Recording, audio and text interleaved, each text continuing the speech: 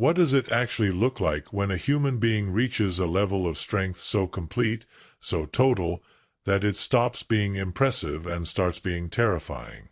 Not the strength you see in gyms. Not the motivational poster version of discipline. Not the highlight reel of someone pushing through pain while dramatic music plays. Something else entirely. Something quieter. Something that doesn't need to announce itself, doesn't need validation, doesn't need an audience, and precisely because of that, becomes the most dangerous thing in any room it walks into. Miyamoto Musashi reached that level. And the more you study his life, his philosophy, and the way he moved through the world, the more you realize that what he achieved wasn't just rare, it was a different category of human existence altogether. Most people spend their entire lives chasing fragments of what Musashi embodied completely. And the reason his story still grips people centuries later isn't because he was undefeated in over 60 duels. It's because of what he had to become in order to be undefeated. The process. The cost. The architecture of a mind and body that had been forged so completely that ordinary fear, ordinary desire, and ordinary weakness simply had no place left to live inside him. That is what we need to understand. Not the legend. The mechanism. The first and most frightening thing about Musashi's strength is that it was built on a foundation of deliberate suffering. Not accidental hardship. Not the kind of suffering that happens to you, but the kind you choose, consciously, repeatedly, over decades, because you understand that comfort is the enemy of capability.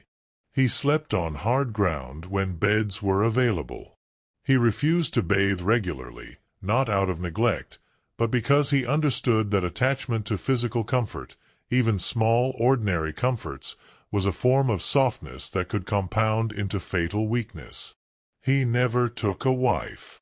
He never allowed himself to become dependent on warmth, on routine pleasure, on the small rituals that most human beings use to make life feel safe and manageable.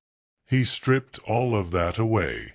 Not in a performative act of asceticism, but as a strategic decision rooted in a terrifyingly clear understanding of human psychology. Whatever you cannot do without controls you.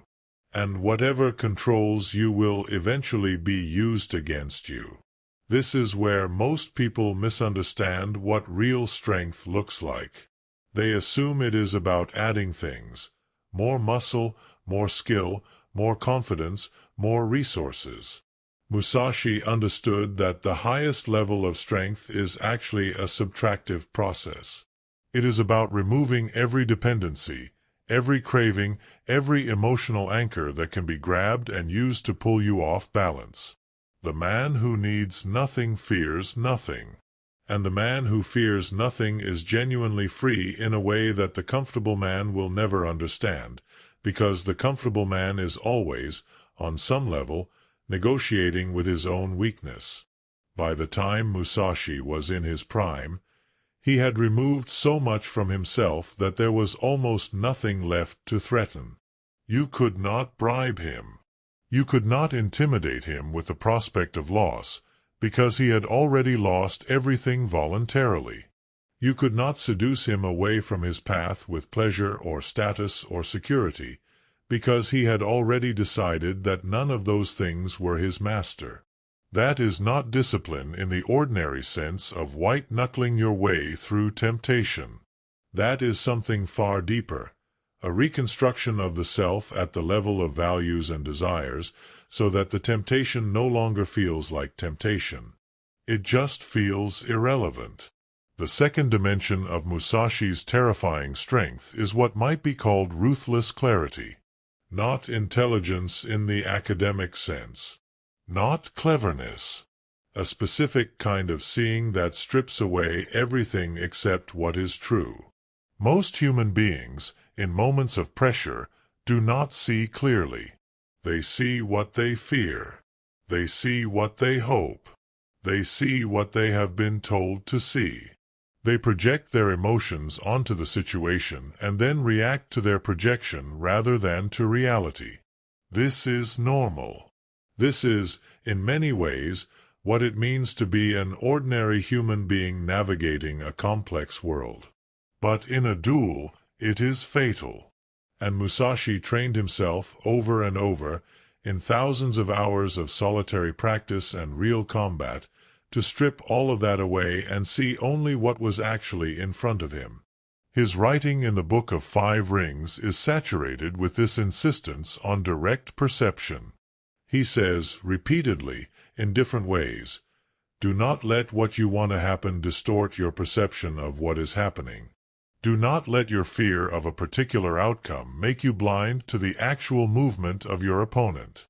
See the thing as it is, not as you wish it were, not as you dread it might be, as it is.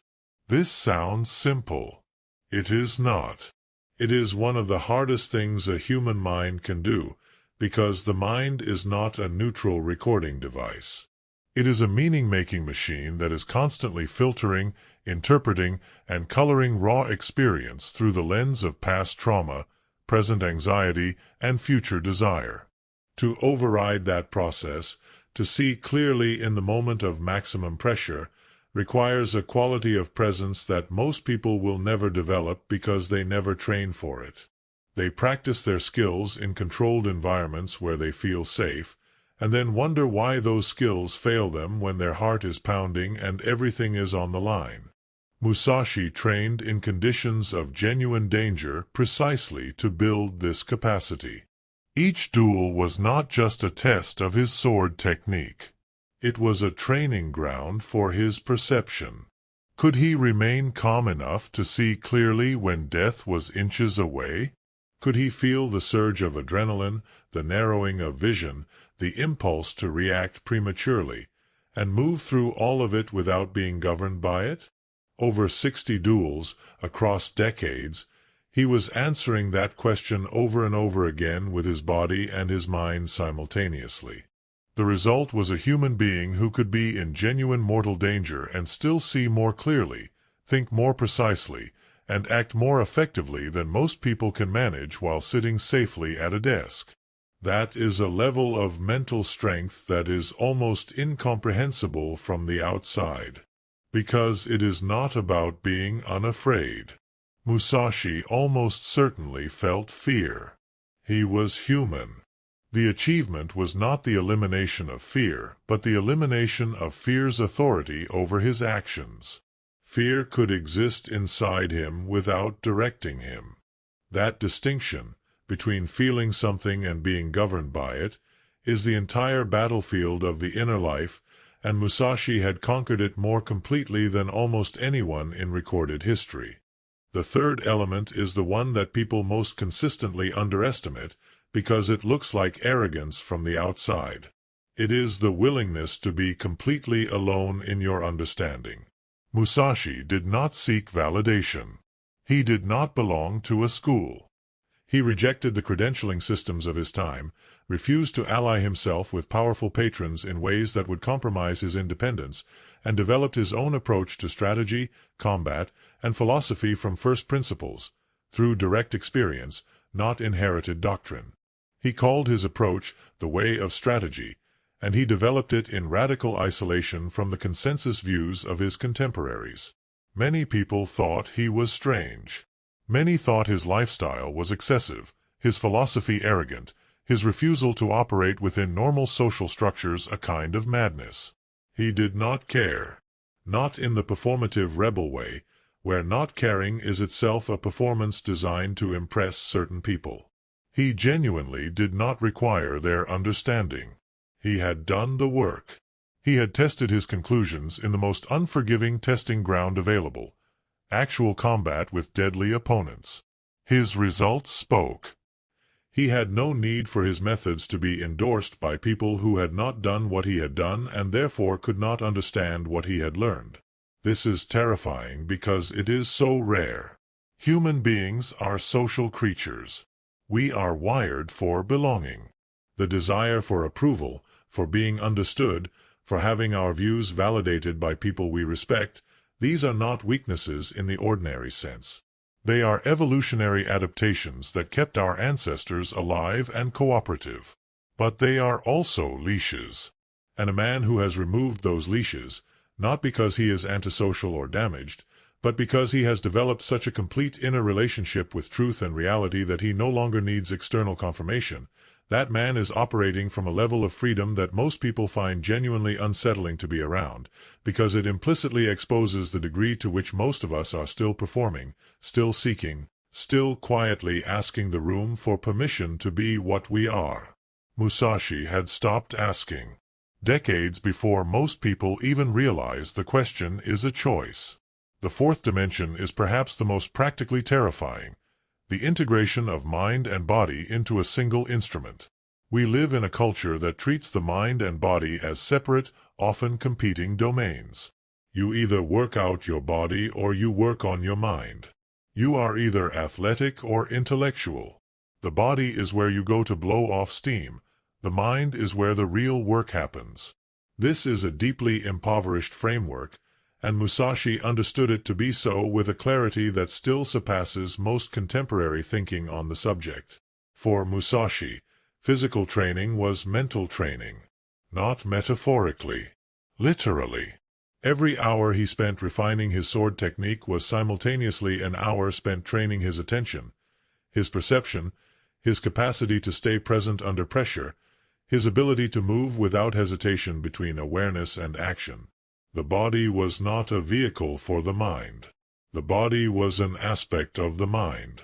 They were one thing, and you could not develop one while neglecting the other. A sharp intellect living in an untrained body was, in his framework, a strategic vulnerability, because the mind that has never been tested through physical extremity has never truly been tested at all. It is a greenhouse plant, beautiful in controlled conditions, fragile in the field. Conversely, a powerful body governed by an undisciplined mind is equally limited. The strength is there, but the judgment to deploy it correctly is not. The speed is present, but the stillness that makes speed meaningful is absent. What Musashi developed over decades was an integration so complete that the distinction between thought and action had essentially collapsed. This is what martial artists sometimes call mushin, the state of no mind, where the response emerges without the delay of deliberation, where the body acts from a level of integrated understanding that is deeper and faster than conscious thought. But what is important to understand is that this state is not a shortcut.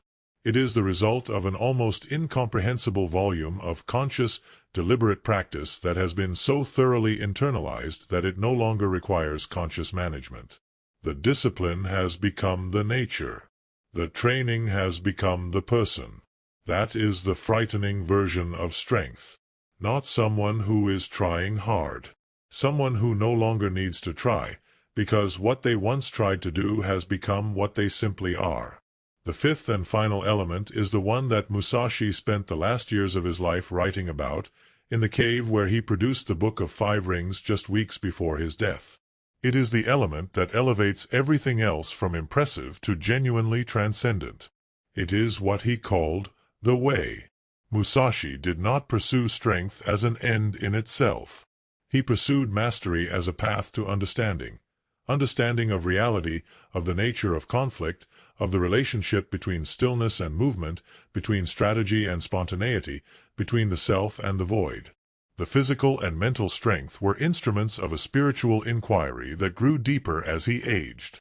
By the time he was dying, the man who had killed 60 opponents in single combat had arrived at a place of profound peace, not because he had become soft, but because the inquiry was complete enough that he could rest in what he had found.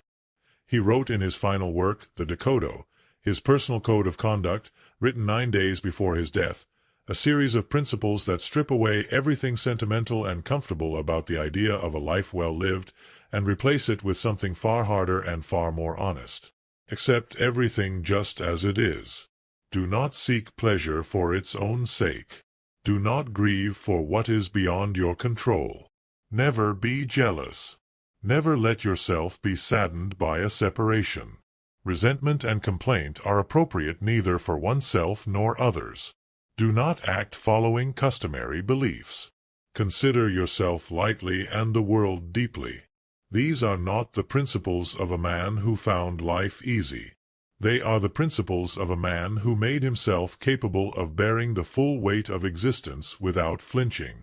And they represent the highest expression of everything his life was.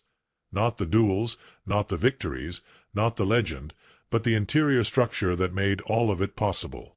The willingness to look at the world as it actually is, to accept it completely, to move through it without the distortions of ego, attachment, or fear, and to keep refining the quality of that seeing until the moment of death. That is the scariest level of mental and physical strength, because it is not really about fighting at all. Fighting is just where you test it. The actual practice is daily, quiet, invisible, and total. It is the practice of becoming so complete within yourself that nothing outside you has the power to diminish you, destabilize you, or take from you what is most essentially yours.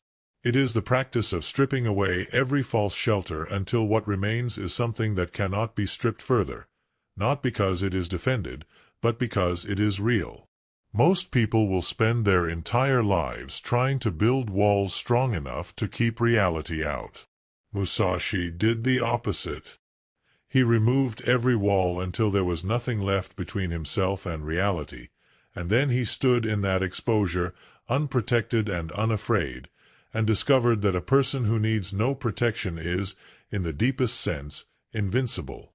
Not because nothing can hurt them, but because even pain, even loss, even death, none of it has the authority to tell them who they are. That is what it looks like. That is the level. And the reason it is terrifying is not because it is violent or aggressive or overwhelming. It is terrifying because it is so completely free.